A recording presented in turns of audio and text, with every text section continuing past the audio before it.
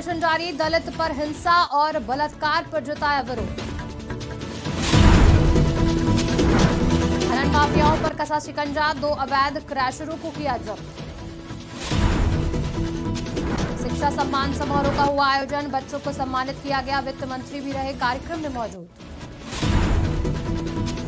सदर अस्पताल में इंद्रधनुष 5.0 अभियान की हुई शुरुआत, बच्चों को दवा पिलाकर किया गया अभियान का शुभारंभ।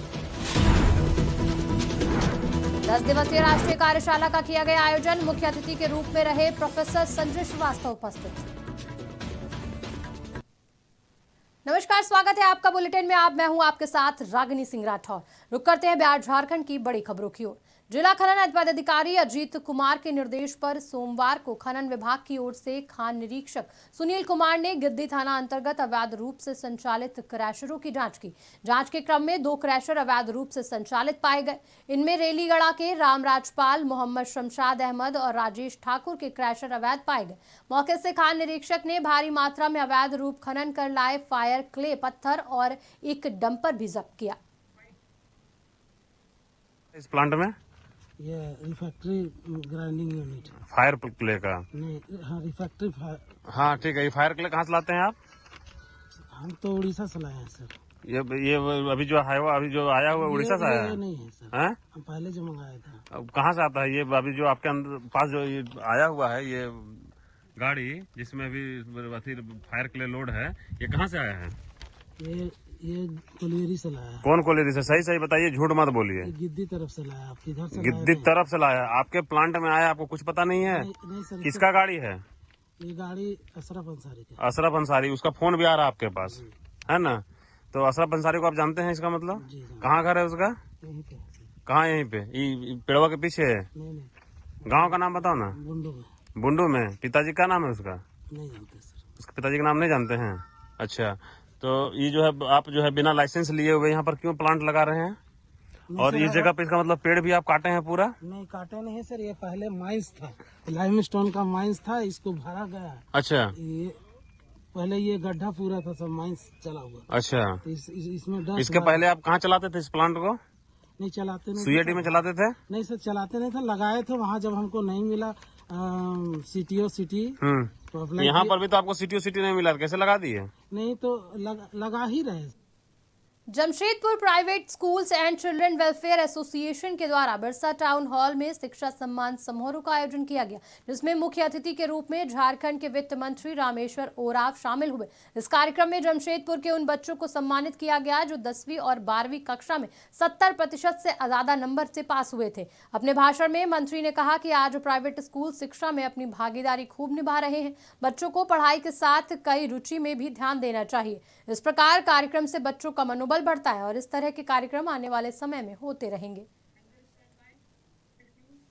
जमशेदपुर के चकुलिया प्रखंड में लगातार हाथियों के आतंक को लेकर वन विभाग ने एक नई पहल शुरू की, जिसमें एक टोल फ्री नंबर जारी किया गया। टोल फ्री नंबर जारी कर वन विभाग की डीएफओ ममता प्रियदर्शनी ने अपील की कि अगर किसी गांव में हाथियों को देखा जाए तो उसकी सूचना इस टोल फ्री नंबर पर दी जाए। वन विभाग की क्यूआरटी टीम तुरंत पहुंचेगी और हाथियों को सुरक्षित जंगल भेजा जाएगा। आज दिनांक 7 अगस्त 2023 को जमशेदपुर वन प्रमंडल के द्वारा एक टोल फ्री नंबर जारी किया जा रहा है। ये टोल फ्री नंबर है 1800-345-6486। इस टोल फ्री नंबर के माध्यम से कोई भी आम नागरिक, कोई भी व्यक्ति विशेष कभी भी किसी भी समय जमशेदपुर वन प्रमंडल को कॉल कर सकता है। इस टोल फ्री नंबर के माध्यम से जितने भी वन्य प्राणी हैं, जितने भी जंगली जानवर हैं, स्पेशली हाथी से संबंधित जो भी उत्पात इस पूरे प्रमंडल में हो रहा है, इस पूरे पूर्वी सिंहभूम में हो रहा है, उसके बारे में इस टोल फ्री नंबर पे जानकारी दी जा सकती है।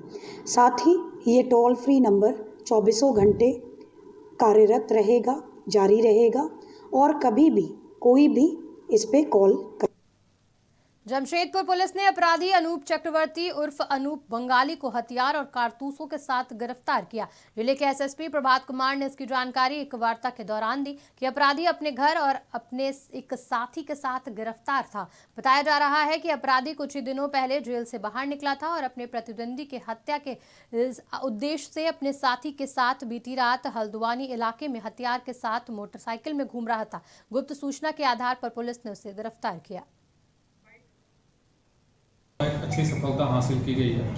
कल रात्रि में परसोडी थाना को सूचना मिली कि एक अपराध कर्मी जो बागवेरा का रहने वाला है, कुछ दिन पहले ही जेल से छूटा है, वो अपने साथी के साथ एक अवैध हथियार लेकर के घूम रहा है और अपने किसी प्रतिद्वंदी को हत्या करने की नीयत से घर से निकला है।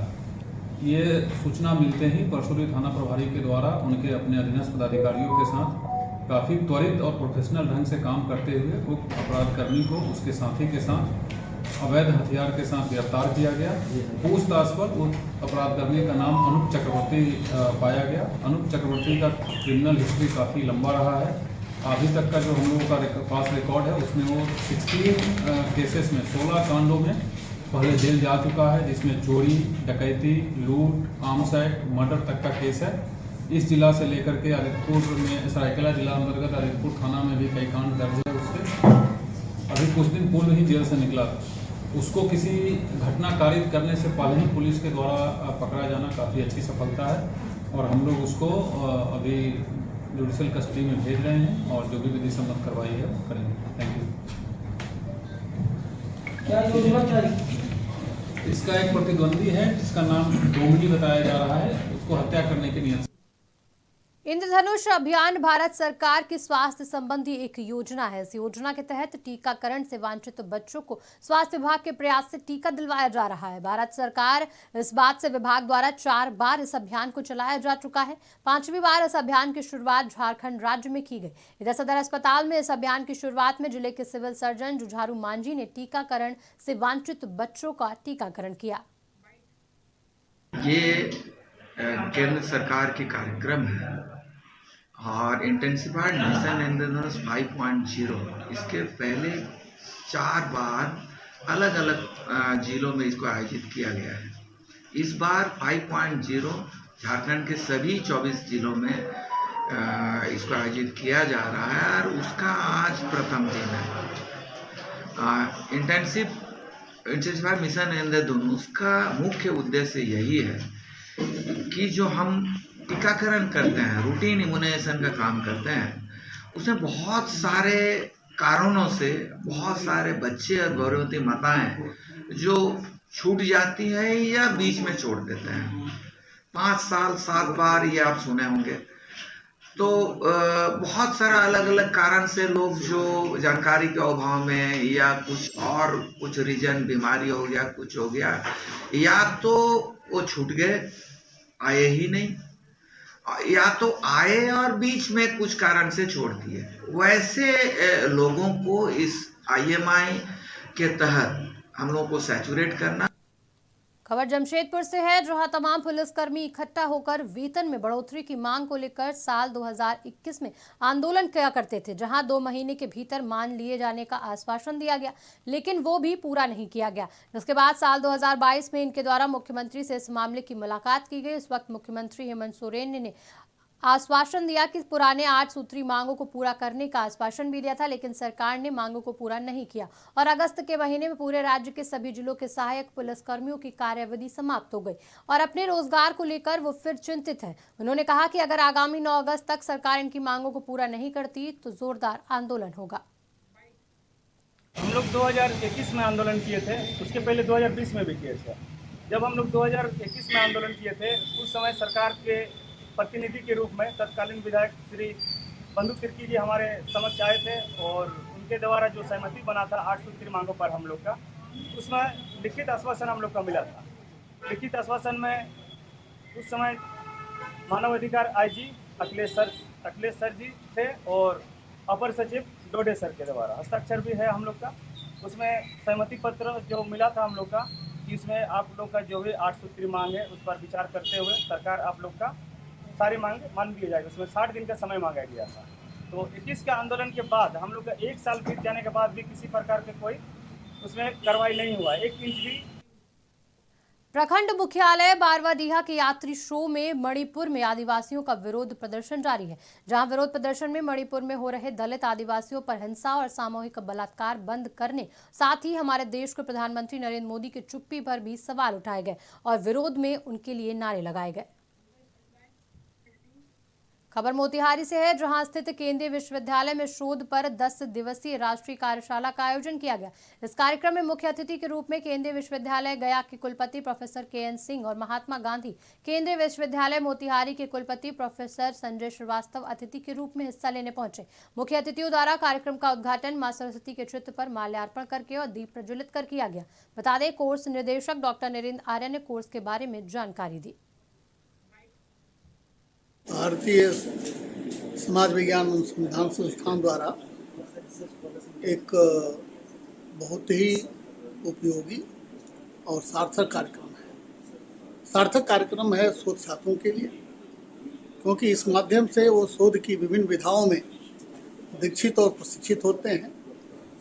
विभिन्न समाज विज्ञानों के प्रतिष्ठित विद्वान शोध की प्रविधि, शोध की विधि तंत्र, शोध की परिकल्पना, शोध की समस्या और शोध से जुड़े हुए प्रश्नों पर उस पर शोध छात्रों को प्रशिक्षित करेंगे।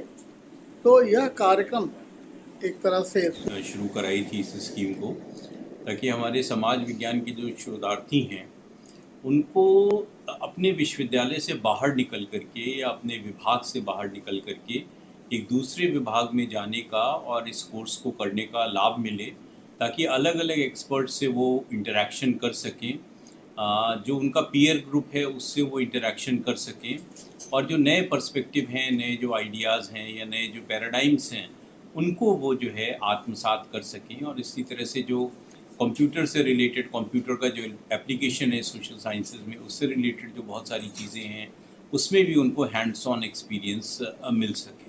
तो ये अपने आप में एक बहुत ही अच्छा अवसर है। आए हैं ये शोध की जो नई चीज़ें हैं, नई प्रविधियां हैं, इसको वो यहाँ पर सीख सकते हैं। खबर रांची से है, जहां सरला बिरला पब्लिक स्कूल में G20 प्रेसिडेंसी समिट के उद्घाटन के संबंध में प्रेस वार्ता का आयोजन किया गया। प्रेस कॉन्फ्रेंस में सरला बिरला पब्लिक स्कूल की प्रधानाचार्य परमजीत कौर के अतिरिक्त GVM श्यामली, टोरियन वर्ल्ड स्कूल और फिरयालाल पब्लिक स्कूल के प्राचार्य मौजूद रहे। इस अवसर पर रीजनल ऑफिसर अरविंद कुमार मिश्रा उपस्थित रहे। रांची सहोदय स्कूल कॉम्प्लेक्स के सहयोग से आयोजित ये कार्यक्रम 8 अगस्त से 12 अगस्त तक आयोजित होगा।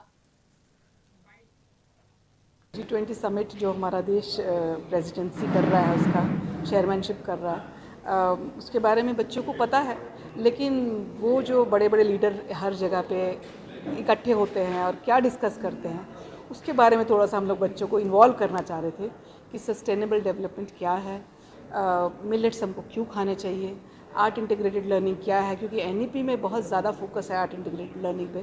तो ये सारी चीज़ें हमने मिला के, क्योंकि NEP भी बहुत ज़्यादा फोकस इनोवेशन पे कर रहा है, सस्टेनेबल डेवलपमेंट पे कर रहा है, बच्चों को नए तरीके से पढ़ाया जाए, तो मुझे लगता है कि ये जो बच्चे खेल खेल में ही सीख जाएंगे।